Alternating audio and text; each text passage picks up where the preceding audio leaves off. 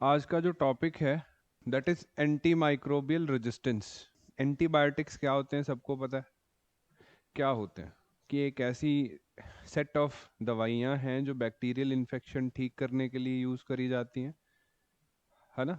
Kind of most of them living organisms जो खराब वाले लिविंग बैक्टीरियल ऑर्गेनिजम्स को हमला करके ख़त्म कर देते हैं या हमारी बॉडी के इम्यून सिस्टम को असिस्ट करते हैं टू एरेडिकेट बैक्टीरियल इन्फेक्शंस। उनको हम एंटीबायोटिक्स बोलते हैं। बट लेटली पिछले 30 साल में एंटीबायोटिक्स का असर कम हो गया है, हम उसको बोलते हैं एंटी माइक्रोबियल रेजिस्टेंस। ठीक है, तो इस सेशन में हमें वही पढ़ना है कि एक्चुअल में क्या है, कैसे हुआ, क्या इसके लिए हमारी सरकार या ग्लोबल कोलैबोरेशंस हो रही हैं, what are the way forwards, and practically आप लोगों के लिए काइंड ऑफ एन अवेयरनेस का काम करेगा सो दैट आप ऐसे वाले इन्फेक्शन से बच सकते हैं by following a few of the steps. ठीक है, तो समझने से पहले इमेजिन दिस इज 14 सेंचुरी का यूरोप, है ना। क्या हो रहा है सेंट्रल एशिया में? ये यूरोप मतलब इमेजिन यूरोप किया है एआई ने। सेंट्रल एशिया में मंगोलिया एक देश है। उस टाइम नहीं था, 14वीं सदी में ऐसा कोई मतलब उस तरीके का सोवरेन कंट्री नहीं था, देयर वर एम्पायर्स। ऐसा माना जाता है कि central Asian parts of the Mongolian prairies, वहाँ पे एक इन्फेक्शन, एक बैक्टीरियल प्लेग की शुरुआत होती है जिसको ब्यूबोनिक प्लेग बोला गया। ये वो टाइम था जब हम पिछली बार ग्लोबलाइजेशन पढ़ रहे थे, तो ये मॉडर्न ग्लोबलाइजेशन से पहले का वक्त था। उस टाइम सिल्क रूट से ट्रेड होता था, तो ये बीमारी सिल्क रूट के रास्ते यूरोप पहुंची। यूरोप में स्टार्ट हुई इटली से, पोर्ट ऑफ सिसिली या इन इन एरियाज में, and it wiped out 2/3 of the population of Europe 14वीं सदी में। ये अब हम कोविड-19 पेंडेमिक देखते हैं, हमें लगता है बहुत बड़ा था। इसने यूरोप की 70% पॉपुलेशन को इफेक्ट किया, मार भी दिया बहुत सारों को, और बहुत सारे ऐसे बहुत लंबा टाइम तक बेड रिडन रहे। That was the impact of bubonic plague. ये वो एरा था जब हमारे पास एंटीबायोटिक्स नहीं थे। ये एक सिंपल बैक्टीरियल इन्फेक्शन है जो आज की डेट में डॉक्टर बहुत टाइम आपको ओपीडी में ठीक कर देते हैं 3 दवाइयाँ लिख के कि आप ठीक हो जाओगे, या अगर नहीं होता तो आपको सेकेंडरी या टर्शरी लेवल केयर पे जाके बचा लिया जाता है, मृत्यु नहीं होती। But at that time that was a pre antibiotic era. इससे हम इसलिए शुरू कर रहे हैं कि ये ऐसा नहीं कि antibiotics are villain. Then imagine ये दिस वाज, इसको ब्लैक डेथ बोलते थे हम लोग, मतलब उस टाइम ब्लैक डेथ बोला गया। Originated in central Asia, steppes मेरे से परेरीज बोला गया। अगेन बैक्टीरियल डिजीज थी, और उस टाइम आंकड़े उल्टा पुल्टा चलते हैं, मतलब बहुत ज्यादा सटीक आंकड़े नहीं है, बट कुछ लोगों की माने तो 200 मिलियन डेथ्स हुई, 200 मिलियन डेथ्स सिर्फ यूरोप। अब सेकंड जो वहां से हम लोग मूव करते हैं, एक एक्सीडेंटल डिस्कवरी जिसको बोला जाता है पेनिसिलिन, है ना। 1928, 14वीं सदी से ऐसे आगे जाके 1928 वाज द टाइम जब अलेक्जेंडर फ्लेमिंग अपनी लेबोरेटरी में कुछ एक्सपेरिमेंट्स कर रहे थे। उन्होंने देखा कि एक ऐसी बैक्टीरियल ग्रोथ है जिसने बाकी वाली बैक्टीरियल ग्रोथ को इनहिबिट कर लिया है। एक्सीडेंटली डिस्कवर हुआ। उनका मकसद ये नहीं था कि वो मेडिसिन सिस्टम को रेवोल्यूशनाइज कर देंगे। एक्सीडेंटली उनको एक ऐसा ऑर्गेनिज्म मिला जो बाकी मैक्रो ऑर्गेनिज्म की ग्रोथ को इनहिबिट कर रहा है, रोक रहा है। इसी रिसर्च को आगे हमने बाद में आइडेंटिफाई किया गया, तो पेनिसिलम नोटाटम है जिसको पेनिसिलिन फर्स्ट रेंज ऑफ जो फर्स्ट लाइन ऑफ एंटीबायोटिक्स हमने डेवलप किया। ये एंटीबायोटिक्स की डेवलपमेंट नहीं है, बट इन्होंने एक बैक्टीरियल स्ट्रेन जो था उसको, एक मोल्ड को आइडेंटिफाई किया जो बाकी बैक्टीरियल ग्रोथ को होने से रोक रही है। इससे क्या होता है, फर्दर डेवलपमेंट्स हुए, और आज हमारे पास बहुत सीरीज ऑफ एंटीबायोटिक्स है। और उसके बाद उन्हीं एंटीबायोटिक्स के कुछ खराब, ज़्यादा ओवर यूज करने से या बैक्टीरियल म्यूटेशन होने की वजह से ये एंटीबायोटिक्स हमें इनइफेक्टिव दिखते हैं आज की डेट में, है ना। मॉडर्न मेडिसिन की दो सबसे बड़ी डिस्कवरीज हैं जो जिन्होंने हमारी लाइफ एक्सपेक्टेंसी 30-40 से बढ़ा के 70-80-100 तक कर दी है। आने वाले टाइम में हो सकता है नैनो टेक्नोलॉजी इसको 100 के पार ले जाए, 120-130 तक ले जाए ना, बाय द टाइम ऑफ 2030, बहुत दूर नहीं है। हो सकता है आप लोग भी 120 साल जी सकते हो अगर नैनो टेक्नोलॉजी किक इन करती है तो, है ना। आज नहीं है ना, बहुत कम लोग हैं जो 100 क्रॉस करते हैं। एक वक्त था जब लोग 40 नहीं क्रॉस करते थे, उन लोगों ने 80 की एज टच की, आज लोग 100 भी टच करते हैं। क्या रीजन है? लाइफ एक्सपेक्टेंसी बढ़ी है ना। कैसे बढ़ी है? क्योंकि डिजीजेस को हमने कंट्रोल कर लिया। मॉडर्न मेडिसिन, दो बड़ी डिस्कवरीज की मैं बात कर रहा था। पहली बड़ी डिस्कवरी है एंटीबायोटिक्स, दूसरी बड़ी डिस्कवरी है vaccines. Vaccination and antibiotics, there are only two things जिनकी वजह से लाइफ एक्सपेक्टेंसी में बहुत बड़ा चेंज आया। क्लियर? और ये दोनों मतलब ये विलेन नहीं है, दोनों के दोनों वही हैं। बहुत सारी कॉन्स्पिरेंसी चलती है एंड ये होता है पता नहीं किसी कॉन्स्पिरेंसी के थ्रू वैक्सीनेशंस को इंट्रोड्यूस किया गया, ये किया गया। बट अगर आप स्टैट्स पे जाएंगे तो they have improved our life expectancies and our lifestyle immensely. Antibiotics की डेफिनेशन मैंने आपको बता दी थी।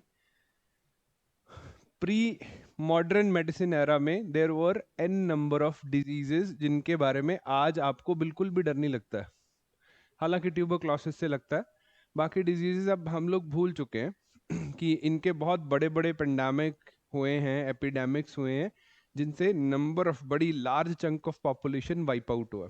इनका इलाज करने के लिए हमारे पास कुछ नहीं था। देन बहुत बड़े बड़े सोशल डिसरप्शंस हुए 14 सेंचुरी के बाद, जैसे फ्यूडलिज्म कोलैप्स होता है। रेनेसा एज की शुरुआत को भी लोग बिबोनिक प्लेग के साथ लिंक करते हैं कि रेनेसा स्टार्ट क्यों होता है, क्योंकि वो जो 14 सेंचुरी में डिसरप्शंस हुई थी, they led as a precursor to the Renaissance age and Renaissance to industrial revolution. तो कोई भी बड़ा डिसरप्शन है वो चेंजेस तो लेके आता है सोसाइटी में। Mortality rate 30-40 year was the life expectancy, आज we are looking at 90। And I am saying this again कि बाय द टाइम ऑफ 2030 अगर नैनो टेक्नोलॉजी को अच्छे से एक्सप्लोर किया गया, नैनो टेक बेस्ड मेडिसिन को, और हो सकता है एज रिवर्सल और जो हमारी लाइफ एक्सपेक्टेंसी है वो बढ़ जाए, और बढ़ जाए, इससे भी बढ़ जाए जितनी करंटली है।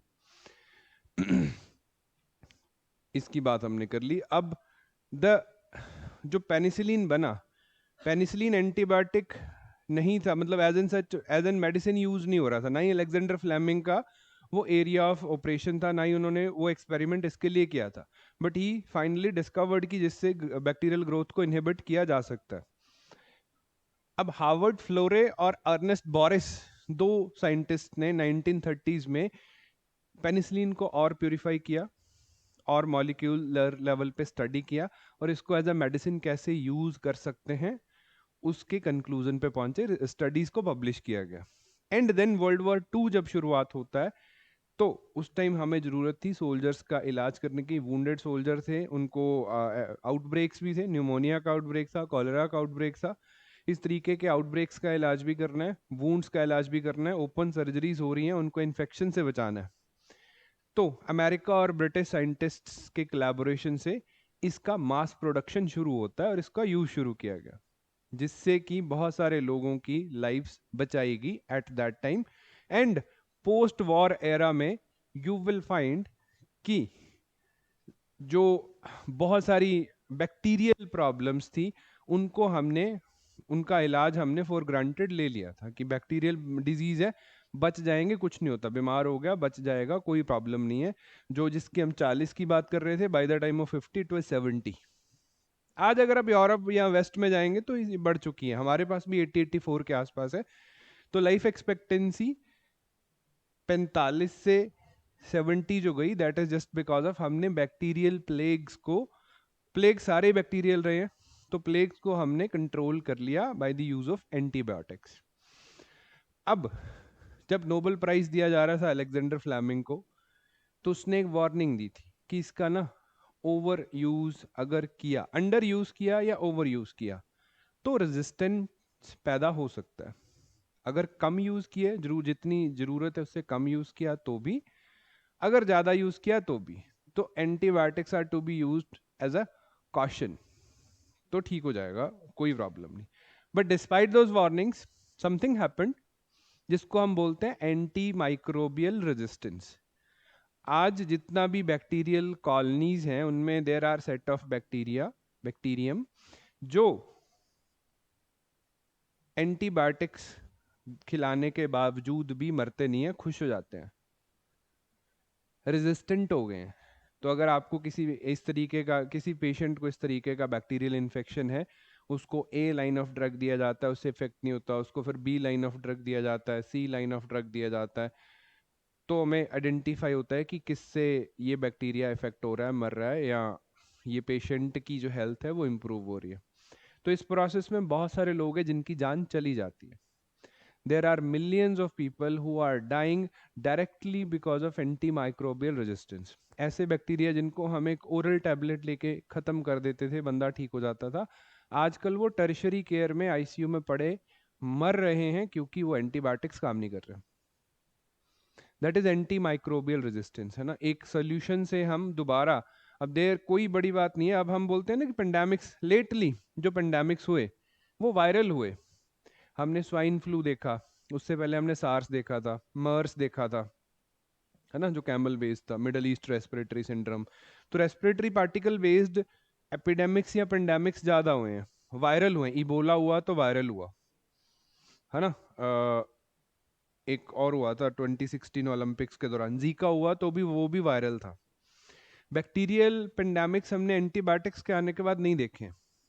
क्यों नहीं देखे? क्योंकि इफेक्टिव हैं। लेकिन कोई बड़ी बात नहीं है अगर 5 साल 10 साल में कोई ऐसा सुपर बग आए जो किसी भी एंटीबायोटिक से ना मरे और वो एक पेंडेमिक बन जाए। इसका पोटेंशियल इतना है। हो क्यों रहा है? क्योंकि ओवर यूज हो रहा है। एक बंदा है जिसमें कोई बैक्टीरियल ग्रोथ है, वो या तो सुपरविजन नहीं है या किसी भी वजह से वो बैक्टीरियल ग्रोथ म्यूटेट कर गया, जीन ट्रांसफर हो गया, ओवर यूज करने की वजह से म्यूटेशन हो गया। अब इनमें म्यूटेशन, जेनेटिकल म्यूटेशन जल्दी होता है। क्यों जल्दी होता है? एक तो बहुत बड़ी कॉलोनीज में ग्रो करते हैं, दूसरा इनका साइकिल बहुत छोटा होता है, एक दो दिन में मर के दोबारा आगे रीग्रोथ जो है, वो जीन ट्रांसफर जल्दी हो जाता है और म्यूटेट जल्दी हो जाता है। तो म्यूटेशन से उनमें रेजिस्टेंस पैदा हो रहा है, तो उसको एंटी माइक्रोबियल रेजिस्टेंस हम लोग बोलते हैं। इसके बहुत सारे कारण हैं, उसकी हम लोग बात करेंगे। अर्ली वार्निंग इसके 4 फाउंडर्स ने, अलेक्जेंडर फ्लेमिंग ने ही, जब उनको नोबेल प्राइज दिया गया तो उसकी इनिशियल स्पीच में उन्होंने वार्निंग दी थी कि ऐसा हो सकता है अगर इसका मिसयूज किया गया या अंडर यूज किया गया, दोनों चीजें, कम यूज किया गया या मिस यूज किया गया, तो ऐसा हो सकता है, देयर इज अ पोटेंशियल। अब क्या कॉजेज है? पहली बात है ओवर यूज, कि जी गला खराब हुआ, एलर्जिक रिएक्शन है, आप डॉक्टर के पास गए, एक डॉक्टर ने बोला कि गरारे करो ठीक हो जाएगा, आपको मजा नहीं आएगा, आप दोबारा उस डॉक्टर के पास जाओगे नहीं। ये कि दवाई नहीं देता है, ऐसे बातें करके तोड़ देता है, 300-400 रुपया फीस ले लेता है। तो आप एक दूसरे डॉक्टर के पास जाओगे, जो क्या करेगा, वो आपको एंटीबायोटिक लिख के देगा और आप ठीक हो जाओगे, क्योंकि रैपिडली इफेक्ट तो कर ही रहे हैं ये लोग। बट आपको जरूरत नहीं थी, आपने 3 दिन में वैसे भी ठीक हो जाना था। अब जो डॉक्टर एंटीबायोटिक नहीं लिख रहा है, उसका धंधा नहीं चल रहा है, उसने ऐसे 10-12 साल बर्बाद करके एमबीबीएस करा, एमडी करा, फिर वो अपना क्लिनिक खोल के बैठा है। तो अगली बार वो भी कोशिश करेगा कि उसके पास जो पेशेंट आए जल्दी जल्दी इफेक्ट दिखे। ए ऐसा सेट ऑफ भी हो रहा है। दूसरा, ये कम है जो मैं इंसिडेंट की बात कर रहा हूँ, लेकिन है कि डॉक्टर्स भी सिम्टम्स के बेसिस पे वायरल और इन जो एलर्जिक रिएक्शंस है उनको ट्रीट करने के लिए भी एंटीबायोटिक्स लिख रहे हैं।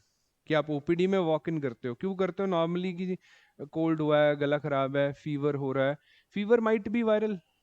अब उसमें आपको एजिथ्रोमाइसिन 500, सिप्लॉक्स 500 देने का तो कोई लॉजिक नहीं है, क्योंकि these are the antibacterial drugs. आप साइंस में पढ़ोगे वायरस, बैक्टीरिया, फंजाई में क्या डिफरेंसेस होते हैं, but they are the bacterial drugs. Viral infection अपने आप में सेल्फ लिमिट करता है, 3 से 5 दिन में आप हील हो जाओगे। वो एंटीबायोटिक्स का कोर्स भी 3 से 5 दिन का है। आपने क्रेडिट दे दिया एंटीबायोटिक को कि मैं उससे ठीक हुआ, अगली बार आप डॉक्टर के पास जाओगे नहीं। आपको वो याद है कि आपको कौन सी दवाई लेनी है, आप केमिस्ट के पास जाओगे, वो ओपनली बेचेगा और आप लेके खुश हो जाओगे। इससे क्या हुआ, आप ओवर यूज कर रहे हो, आपको उसकी जरूरत नहीं थी। हो सकता है there might be some infection. और दूसरी बड़ी बात, आपने एक गोली ली और आप ठीक हो गए, आपने बंद कर दिया, बैक्टीरियल ग्रोथ थी, एक गोली ली, इफेक्ट हुआ, आपके जो वुंड्स थे गले में या जो whatever your symptoms were, they might started to be better, but वो कंप्लीटली रेडिकेट नहीं हुआ। अब हमने उसको मारा तो, लेकिन अधमरा कर दिया। तो इस सिचुएशन में वो म्यूटेट करेगा, म्यूटेट करेगा। अगली बार जब आप दवाई खाओगे, उस दवाई से वो वाला बैक्टीरिया नहीं मरेगा, रेजिस्टेंट हो गया। या आपको 3 की जगह 5 गोलियां, 3 की जगह 6 गोलियां, या another set of antibiotics, azithromycin खा रहे हो तो सिप्लॉक्स खाओगे, सिप्लॉक्स से नहीं हो रहा तो फिर आगे जाओगे amoxicillin and something like that, आगे बढ़ते जाओगे। तो मेडिसिन में ओवर यूज या over the counter availability, chemist के पास जाते हो, आप बोलो दांत दुख रहा है उसने एंटीबायोटिक देना है, आप बोलो जुकाम है उसने एंटीबायोटिक देना है, आंख में दर्द है उसने एंटीबायोटिक देना है, उनके पास सबसे आगे रखा रहता है, क्या रखे रहते हैं, जिथ्रोमाइसिन एमॉक्सिसिलिन, 2 एंटीबायोटिक्स। शक्ल देख के, सिम्टम देख के नहीं, शक्ल देख के, थोड़ा भारी से लग रहा है बंदा तो एमॉक्सिसिलिन दे दिया जी, ये खा लो 625 mg। अगर इसे थोड़ा क्यूट सा दिख रहा है तो अजिथ्रोमाइसिन दे दिया, क्योंकि बिजी होते हैं ना, आना जाना लगा रहता है, and there not doctors, there pharmacist.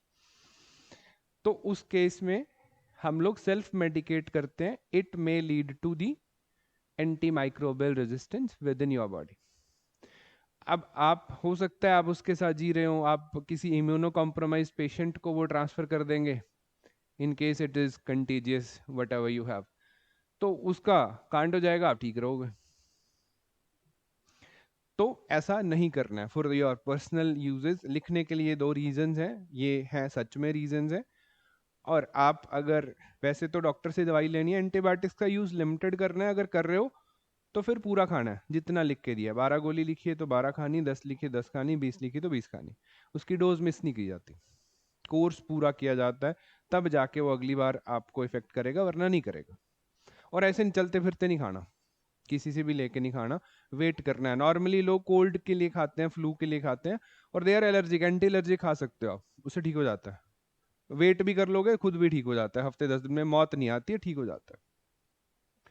दूसरा है लाइफ स्टॉक्स, एग्रीकल्चर में काफी ज्यादा ओवर यूज हो रहा है, they are like breeding centres. ऐसी बहुत सारी न्यूज आपने देखी होंगी कि Indian poultry farms are breeding drug resistant superbugs. इसका मतलब क्या है कि बहुत सारे पोल्ट्री फार्म्स हैं, पोल्ट्री फार्म्स कैसे होते हैं, क्राउडेड, जैसे थोड़ी सी जगह में 4-5 हजार मुर्गे मुर्गियों को रखा हुआ है फॉर द मीट पर्पजेस और फॉर द एग्स पर्पजेस, है ना।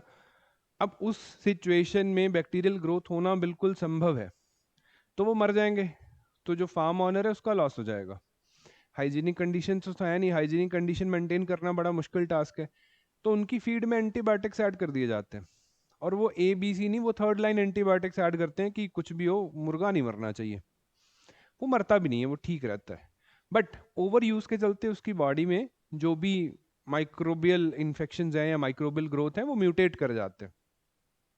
वहां तक ठीक है, अगर वो वहीं तक सीमित रहते हैं, फिर वो म्यूटेट करके जंप करने की पॉसिबिलिटी ज्यादा है। For example, someone is eating them, अगर बॉईल करके खा रहे हैं तो कुछ नहीं हो रहा, if someone is eating them under cooked, यहाँ पे जो नॉन वेजिटेरियंस है उनकी आंखें खुलनी चाहिए, if you are eating it undercooked, तो देर आर चांसेस कि उसमें जो multidrug resistant bacterial growth थी वो ट्रांसफर हो सकती है, आपको ट्रांसमिट हो सकती है आपको। ठीक है, तो ये बहुत क्लियर मैंडेट रहता है कि सरकार को कोशिश करनी चाहिए कि लाइफ स्टॉक जो भी है उनमें अनकंट्रोल्ड एंटीबायोटिक यूज ना हो। पर्सनली नॉन वेज ईटर्स को ये सलाह रहती है कि अगर खा रहे हो तो it should be boiled at least for half an hour, it should be properly cooked. जो ऐसे वो स्मोक्ड वाले हैं वो बंद कर दो, ऐसे जो आग पे पका खाते हैं वो ऊपर ऊपर से पकता। ठीक। अब दूसरा, एंटीबायोटिक्स पोल्यूशन, जिस पे अभी रिसेंटली न्यूज भी आ रही है, WHO की मीटिंग, यूनाइटेड नेशन की भी मीटिंग होने जा रही है, WHO ने गाइडलाइंस इशू कर दी हैं। Antibiotic pollution, this is something related to the industry, pharmaceutical industry. Pharmaceuticals manufacture करते हैं, उनके पास एक्टिव फार्मास्यूटिकल इंग्रेडिएंट्स रहते हैं, जब इनको मैन्युफैक्चर किया जाता है तो बहुत सारे इफ्लुएंट्स हैं जिनमें वो एंटीबायोटिक्स बह जाते हैं नालों में, तो they are discharging their effluents in the rivers, in the lakes और अदर वाटर बॉडीज अनट्रीटेड। जैसे बेंगलोर में बहुत सारे लेक्स हैं, वहां पे आप अक्सर पाओगे कि कुछ महीनों में ऐसा होता है कि फ्रॉथ इतनी हो जाती है, सड़कों पे आ जाती है, लोगों के घरों में घुसनी शुरू हो जाती है। कुछ ऐसी लेक्स हैं जहाँ जिनके आसपास सड़कों पे लोग गुजरना बंद कर देते हैं, ट्रैफिक बंद कर दिया जाता है, क्योंकि लेक से इतना फ्रॉथ निकलता है कि वो सड़कों पे 5-5 फीट जमा हो जाता है। वो क्या हो रहा है कि इतना एंटीबायोटिक यूज उन वाटर बॉडीज में डिस्चार्ज हो रहा है, और वहां का जो बैक्टीरियल कल्चर तो हर जगह है ना, हवा में भी है, आपके आपके पास भी है, मेरे पास भी है, पानी में भी है, तो वहां पे जो बैक्टीरिया है वो भी म्यूटेट हो रहे हैं और वो उन ड्रग से रेजिस्टेंट हो रहे हैं, तो कल को वहां से कोई बड़ा पैथोजन निकल सकता है और इन्फेक्ट हो जाता है। अब डब्ल्यूएचओ ने गाइडलाइंस भी यूज करी है, इशू करी है कि कैसे होगा।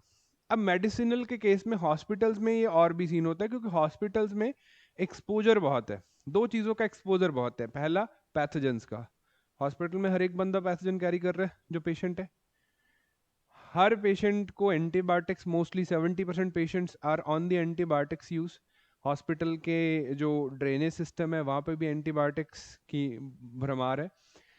तो मोस्ट ऑफ दी जो anti microbial resistant bacteria transmit होते हैं वो हॉस्पिटल्स के इन्वायरमेंट में हो रहे हैं आज की डेट में, कि आईसीयू में किसी एक बंदे कुछ कंटेमिनेटेड यूज़ किया एक पेशेंट का, दूसरे पेशेंट को उसके हो गए, या ऐसे किसी की सर्जरी हुई थी, सर्जरी पैक करते हुए, वूंड पैक करते हुए कोई गलती हो गई, एरर हो गया, हाइजीनिक प्रैक्टिस नहीं हुई, तो वहाँ पे प्रेजेंस है एंटी माइक्रोबियल रेजिस्टेंट बैक्टीरिया की। तो एक कॉमन वूंड, किसी ने गाल ब्लैडर निकलवाया तो वो वूंड ही नहीं हील हुआ, 2 साल वो अपने वूंड को लेके घूम रहा है हॉस्पिटल्स में, आपको ऐसे बहुत सारे पेशेंट मिल जाएंगे। वो वूंड्स क्यों नहीं हील हो रहे? क्योंकि उनमें कोई ना कोई बैक्टीरियल ग्रोथ है और वो पस बनता रहता है। इट इज़ फेटल, बहुत सारे लोग इससे मर जाते हैं। तो हाइजीन का ध्यान रखना इज अ प्रॉब्लमेटिक एस्पेक्ट। क्या है जी, 1.27 मिलियन डेथ्स हैं 2019 का डेटा, जो कि directly anti microbial resistant bacteria से हुई। 1.27 मिलियन डेथ्स कितनी होगी? 12,70,000। तो एक साल में 19 में, उसके बाद ये डेटा मुझे लेंसेंट की रिपोर्ट मिली 22 की थी, that was the coated data जो उन्होंने कलेक्ट किया है, और बहुत सारी डेथ्स हैं जो रिपोर्ट भी नहीं होती हैं।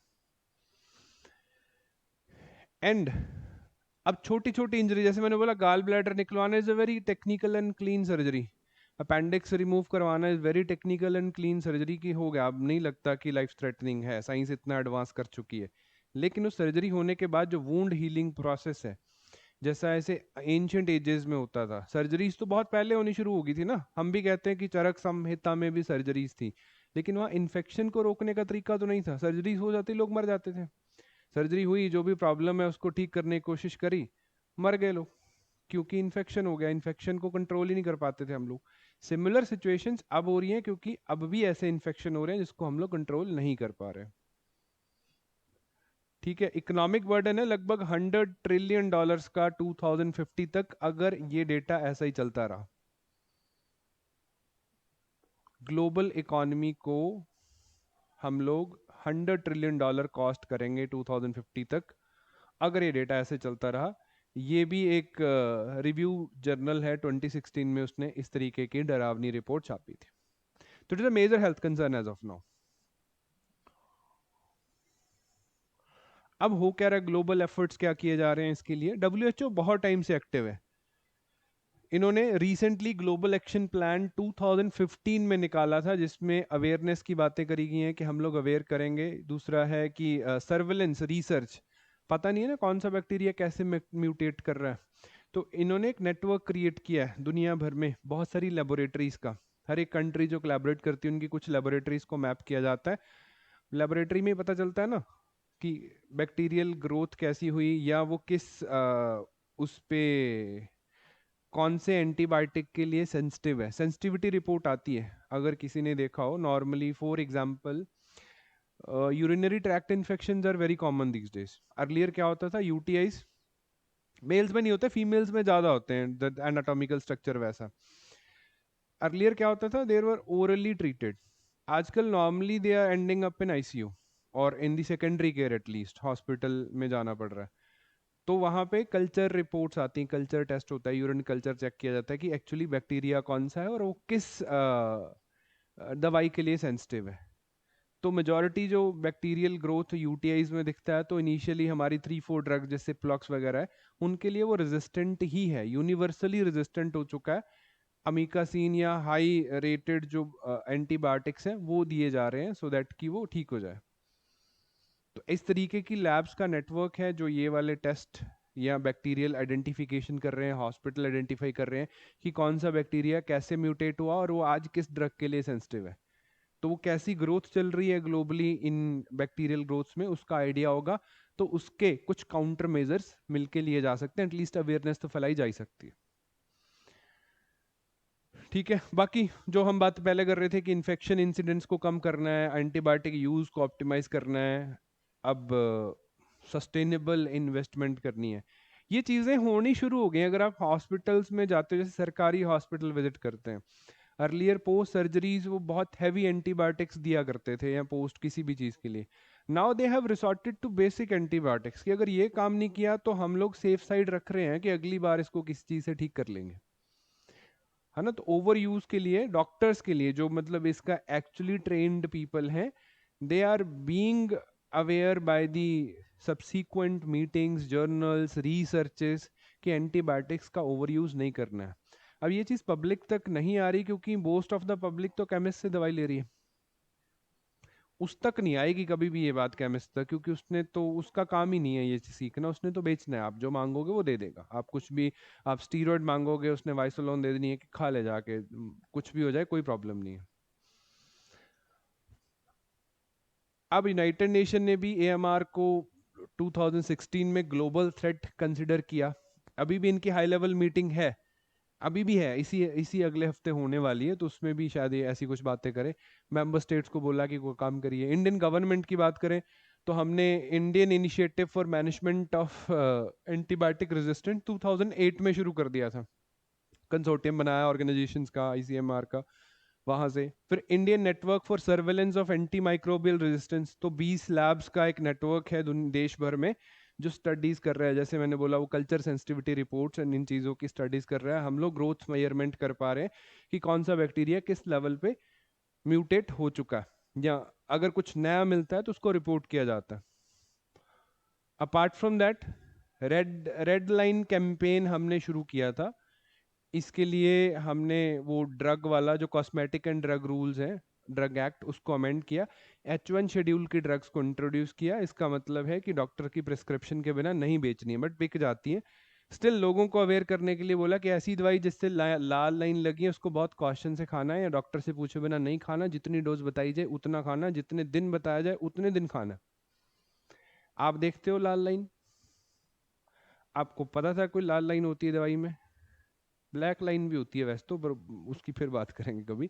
But red line means antibiotics, and red line वाली दवाई खानी नहीं है केमिस्ट से लेके, वो डॉक्टर से लेके, और ऐसा डॉक्टर जो ठीक MBBS नहीं MD मेडिसिन डॉक्टर हो वो लिखे तो खानी है। ठीक है, वो लिख दे तो खा लेनी है, फिर नहीं वहम करना कि ऐसे मेरे में AMR हो जाएगा, ऐसा हो जाएगा, मर मत जाना। अगर डॉक्टर लिख के दे रहा है तो खा लेनी है, और पूरी खा लेनी है, वैसे नहीं आते जाते नहीं खानी, एंटी एलर्जिक खा लिया करो। उसके बाद नेशनल हेल्थ पॉलिसी आई थी 17 में, तो नेशनल हेल्थ पॉलिसी ने क्लियरली सारे ऑब्जेक्टिव्स को स्टेट किया है, जो बातें हम लोग कर रहे थे कि एंटी माइक्रोबियल रेजिस्टेंस को एक्नॉलेज किया कि ये है।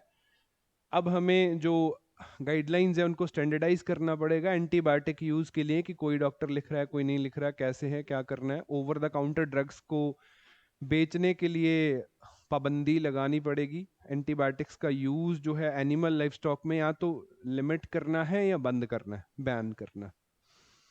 तो there are an number of guidelines जो नेशनल हेल्थ पॉलिसी में हमने ऑप्ट करी हैं, तो we are working in that direction. अभी रिसेंटली भी न्यूज़ थी, कल एक हफ्ता पहले, इंडिया यूके ने कोलैबोरेट किया है एंटी माइक्रोबियल रेजिस्टेंस के लिए। गवर्नमेंटल नहीं है, डिपार्टमेंटल है। वहाँ का जो department of health and social care है, उनका ग्लोबल AMR इनोवेशन फंड है, एंड इंडिया का centre for cellular molecular platform है।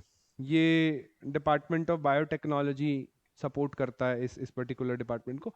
इन्होंने किया है 1.5 मिलियन पाउंड्स के आसपास का एक्सचेंज फंड्स का to tackle antimicrobial resistance. अब अगर डेटा की बात करें, इंडियन भारतीय डेटा की बात करें, तो हमारे हॉस्पिटल्स में जितने भी पेशेंट्स हैं उनका 71.9% people are being treated with antibiotics. कि इतना बैक्टीरियल इन्फेक्शन तो हो रहा है। अब इसका मतलब ये नहीं है कि हम लोग उनको और बीमार कर रहे हैं, हम लोग उनको ठीक ही कर रहे हैं, बट इट स्टेट्स दैट की potential of bacterial growth getting mutated is high. Mutation का पोटेंशियल हाई है और देयर आर चांसेस कि एंटी माइक्रोबियल रेजिस्टेंट बैक्टीरिया और पनपते रहेंगे। ठीक है जी। अब कौन से वाले हैं वो भी यहाँ पे वैसे लिखे हुए हैं, but you can ignore this, इतना नहीं याद होगा और करने का कोई फायदा नहीं है। अब कुछ टनल के एंड पे कुछ लाइट दिखाते हैं आपको कि हो रहा है, दिस इज रियलिटी, हो रहा है, antimicrobial resistance is a threat as of now, but science has a few of the solutions for that. कुछ नए एंटीबायोटिक्स डेवलप करने की कोशिश हम लोग कर रहे हैं। जैसे 2015 में ये बनाया था टेक्सियोबैक्टिन करके, एक आई चिप टेक्नोलॉजी को यूज किया और नया एंटीबायोटिक बनाया। जैसे मेलासिडिन्स बनाया हमने 2018 में। अभी इन पे फर्दर रिसर्चेस जो है वो चल रही हैं, देखा जा रहा है कि किस तरीके से काम करेंगे। कुछ ऑल्टरनेटिव थेरेपीज की बात करी जा रही है कि एंटीबायोटिक्स अगर नहीं यूज करने तो फेजेस वाली थेरेपी है जो बैक्टीरियोफेजेस को यूज करती है, या एंटी माइक्रोबियल पेप्टाइड्स नाम की थेरेपी, जिसको आप बायोटेक जब क्लास में पढ़ोगे तो थोड़ा डिटेल में आपको देखने को मिलेगा। तो कुछ शॉर्ट प्रोटीन पेप्टाइड्स को यूज किया जा रहा है बैक्टीरियल मेम्ब्रेन्स को डिसरप्ट करने के लिए। तो these are the alternatives available. अब अगर आर्टिफिशियल इंटेलिजेंस की बात करें तो एआई एल्गोरिदम्स का जो सबसे बड़ा यूज अदर देन आईटी और कंटेंट क्रिएशन सेक्शन के अलावा कहीं देखने को मिल रहा है तो वो फार्मास्यूटिकल है। एक ड्रग बनाने में ना बहुत बड़ा large amount of data sets को कंपाइल करना पड़ता है, डेटा माइन करना पड़ता है, फिर हम लोग कंक्लूजन्स पे पहुंचते हैं कि किस मॉलिक्यूल का क्या फंक्शन है, किस तरीके का पेशेंट सेट पे, किस तरीके के जेनेटिक सेट पे इस दवाई का क्या फर्क पड़ रहा है। उसको अगर हम मैनुअल प्रोसेसेस के थ्रू करते हैं, एक्सेल शीट्स के थ्रू करते हैं, तो it takes around 1 to 2 years to reach the conclusion दवाई बनने के बाद। वेयर एज आर्टिफिशियल इंटेलिजेंस को यूज करके उस डेटा को बहुत क्विकली एनालाइज किया जा सकता है, एंड बहुत सारे इस तरीके के कॉम्बिनेशंस बनाए जा सकते हैं जो डिस्कवर भी नहीं हुए। तो दोनों चीजें करी जा सकती हैं। दवाई, नई दवाइयां ढूंढी जा सकती हैं, जो दवाइयां ऑलरेडी अंडर रिसर्च हैं उनका जो डेटा है ना, level 1 trial, level 2, level 4 trials जो चलते रहते हैं, सालों साल चलते रहते हैं, लाखों की पॉपुलेशन पे होते हैं, उन ट्रायल्स को यूज किया जा सकता है। मतलब उन ट्रायल्स का डेटा एआई के थ्रू बहुत क्विकली एनालाइज किया जा सकता है और उस डेटा के कंक्लूजन्स पे पहुंच के हम उस दवाई का यूज कर सकते हैं अकॉर्डिंगली। आज भी बहुत सारे इस तरीके के ड्रग्स हैं, जैसे पेनिसिलिन एक वक्त पे था, हमें नहीं पता था एग्जिस्ट कर रहा था, हमें नहीं पता था इसका यूज क्या होना है। तो बहुत सारे इस तरीके के एंटीबायोटिक्स अवेलेबल हैं जिनका यूज केस हमें शायद नहीं मिल रहा है या नहीं पता। AI can help that, quick कर सकता है, उस चीज को फास्ट कर सकता है। नोटेबल अचीवमेंट्स में आपको ये पेपर के लिए याद करना है, जैसे हेलिसिन हुआ था 2020 में, एमआईटी के रिसर्चर ने मशीन लर्निंग का यूज करके एंटीबायोटिक ढूंढा था हेलिसिन नाम का। सिमिलरली एब्यूसिन है 23 में, ये भी यूएस और कनाडा के साइंटिस्ट ने एआई का यूज करके ढूंढा, जो एक बहुत सिवियर सुपर बग को फाइट करने का काम कर रहा है। अपार्ट फ्रॉम दैट, रोशेज एक स्विट्जरलैंड बेस्ड कंपनी है, इन्होंने भी एक ठीक ठाक ब्रेक थ्रू किया। जेसुराबेलापिन करके एक नया एंटीबायोटिक है जिसको ग्राम नेगेटिव बैक्टीरिया को अटैक मतलब ट्रीट करने के लिए इन्होंने ढूंढा। तो there are researches, there are innovations going on. ऐसा नहीं है कि हम अलेक्जेंडर फ्लेमिंग के जमाने में बैठे हैं, but despite challenges there are innovations जो उन चैलेंजेस को टैकल कर सकती हैं। और हमेशा यही बैलेंस सोसाइटी में चलता रहता है, इनोवेशंस का और चैलेंजेस का। हम दोनों चीज़ों पे फोकस करते हैं, चैलेंज पे भी एज वेल एज प्रॉब्लम पे। देन आता है the mother of all, that is nano technology. Nanotech based जो नैनो कैरियर्स हैं, मेडिसिन में इनका इस्तेमाल इतने लेवल पे शुरू नहीं हुआ है। ड्रग डिलीवरी सिस्टम्स बोलते हैं हम लोग इनको, नैनो कैरियर्स को, चाहे वो लाइपोसोम्स हैं या डेंड्राइमर्स हैं या पॉलीमर नैनो पार्टिकल्स हैं। लेकिन आने वाले टाइम में इनका यूज करके लोग एक्सपेरिमेंट कर रहे हैं, बड़े बड़े रिसर्चर्स एक्सपेरिमेंट कर रहे हैं कि हम लोग कम्बैट कर सकें जो रेजिस्टेंस मैकेनिज्म है। तो वो बायोफिल्म्स होती हैं, every bacterium is covered with the biofilm. The nano particles can penetrate that biofilm, उसको पेनिट्रेट करके खत्म किया जा सकता है, बैक्टीरियल इन्फेक्शन को रोका जा सकता है। तो nano technology also has promising solutions for the superbugs. तो दीज आर दी लाइट्स। लेकिन कब इनमें से कोई भी ऐसी दवाई जो मैंने अभी बताई या टेक्नोलॉजीज की मैं बात कर रहा हूँ, वाइड लेवल पे अवेलेबल नहीं है, अभी नहीं। कि आज की डेट में ऐसा हो कि कोई बड़ा पेंडेमिक आता है तो इनको हमें रश करना पड़ेगा, जैसा हम लोग पिछली दफा कोविड के वैक्सीन को रश कर रहे थे। जो कोविड-19 का वैक्सीन है उसकी बेसिक स्टडीज तो हमने तभी कर ली थी जब सार्स आया था। साउथ एशियन रेस्पिरेटरी सिंड्रोम 2000 कब आया, 2003-4 में आया था, या मर्स आया था, मिडल ईस्ट रेस्पिरेटरी सिंड्रोम। तो उसकी बेसिक स्टडीज तो तभी कर ली थी। वो सेल्फ लिमिटिंग हो गए, वो पेंडेमिक सेल्फ लिमिट कर गया, वायरस म्यूटेट ही इस जीन पे कर गया जाके कि कोई इफेक्ट नहीं हुआ, तो स्लो डाउन हो गया। जब कोविड-19 इतना बड़ा पेंडेमिक बना तो हमने 6 महीने में वैक्सीन बना लिया। वो 6 महीने में ऐसे नहीं बन गया, उसकी बेसिक स्टडीज ऑलरेडी हुई हुई थी, क्योंकि वायरस का जीनोम तो वही था, बेसिक तो वही थे ना, स्पाइक्स ही चेंज हुए थे। तो इस वजह से, नहीं तो वैक्सीन या इस तरीके की दवाइयां डेवलप करना is a time taking process, जो कि जब डिजीज आती है तो होता नहीं है उतना टाइम। तो राइट नाउ ये है अंडर रिसर्चेस है, काम चल रहा है, स्लो है, लेकिन अभी मार्केट में या मेडिकल फ्रेटर्निटी में इतना वाइड यूज नहीं हो रहा है इनका। दीज आर सो टू से आपके पेपर के लिए अच्छी चीजें हैं। जैसे डॉक्सिल एक्सपेरिमेंट था, they are the nanotech based illustration of cancer therapy, कि कैंसर को कैसे हम लोग nanomedicine, nanotechnology based medicine को यूज करके ठीक कर सकते हैं।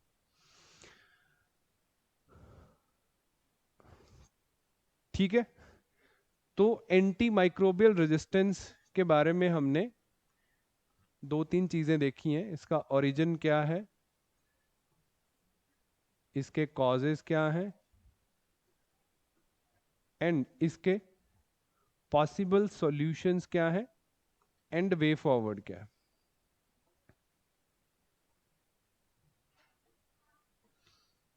ओरिजिन तो इसका वहीं से शुरू होता है कि हमने पहले हम 30-40 में मरे जा रहे थे, 70-80 तक पहुंचने लगे, एंटीबायोटिक्स ओवर यूज किया तो म्यूटेट कर गया, म्यूटेशन होगी, रेजिस्टेंस पैदा हो गया।